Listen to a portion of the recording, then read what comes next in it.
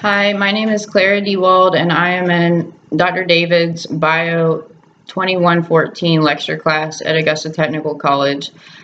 This is week one's video essay questions. The first question we had to answer this week was which type of hormone receptor, plasma membrane bound or intracellular, would be expected to provide the most long-lived response to hormone binding and why?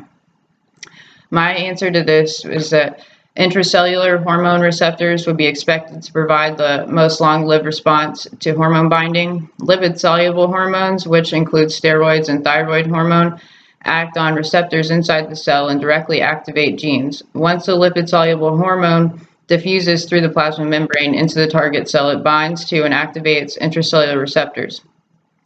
This receptor hormone complex then goes to the nuclear chromatin and binds to a specific region of DNA. When this occurs, it turns on a gene and prompts transcription of DNA to produce a messenger RNA. The messenger RNA then translated on the cytoplasmic ribosome and produces specific proteins. These include enzymes that promote the metabolic activities induced by that particular hormone, and in some cases promote synthesis of either structural proteins or proteins to be exported from the target cell. It may take hours to days for the effects of steroid hormones to be seen, whereas water-soluble hormones, which are amino acid-based hormones, they have the shortest half-lives because they are rapidly removed from the blood by the kidneys. Water-soluble hormones are usually free in the blood plasma, but lipid-soluble hormones must be bound to plasma proteins.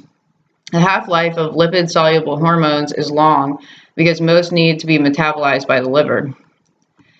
And in contrast to the lipid-soluble hormones, the amino acid-based hormones, which are the water-soluble, they exert their signaling effects through intracellular second messengers generated when a hormone binds to a receptor in the plasma membrane.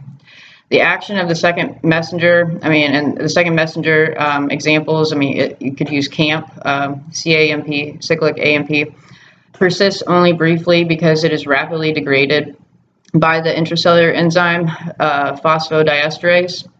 Because of the amplification effect, most hormones need to be present only briefly to cause results, and the quick work of phosphodiesterase means that no extracellular controls are necessary to stop the activity.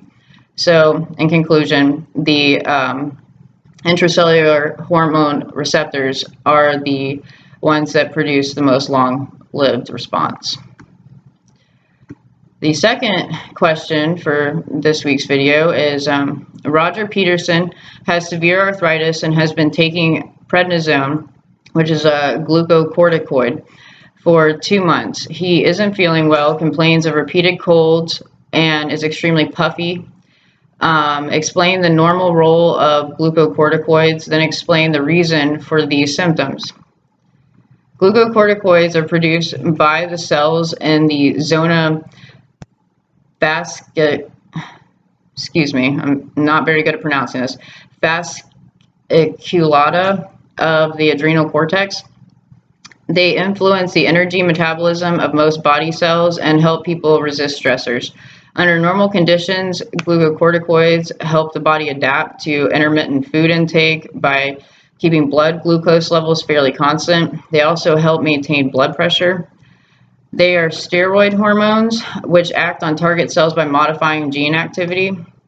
They are regulated by negative feedback. Cortisol release is promoted by the hormone ACTH. ACTH release is triggered in turn by the hypothalamic releasing hormone, CRH. Rising cortisol levels feed back to act on both the hypothalamus and the anterior pituitary, preventing CRH release and shutting off ACTH and cortisol secretion.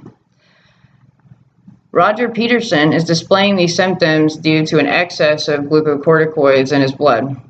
Ideal amounts of glucocorticoids promote normal function, but too much cortisol exerts significant anti-inflammatory and anti-immune effects.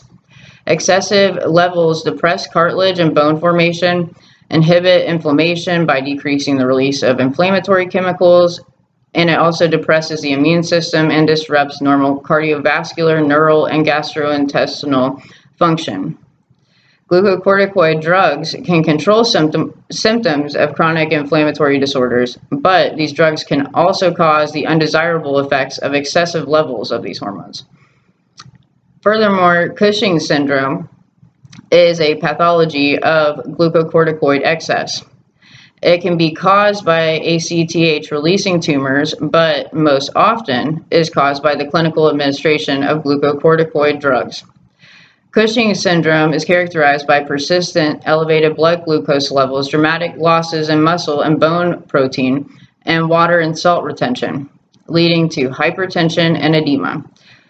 There's not enough information given in the question about Roger Peterson to say for sure whether he has Cushing's syndrome, but the excessive levels of the glucocorticoid in his blood or in his body is very obvious, and I think eventually there's a potential for developing Cushing's syndrome. And that is my video essay for this week. Thank you for listening.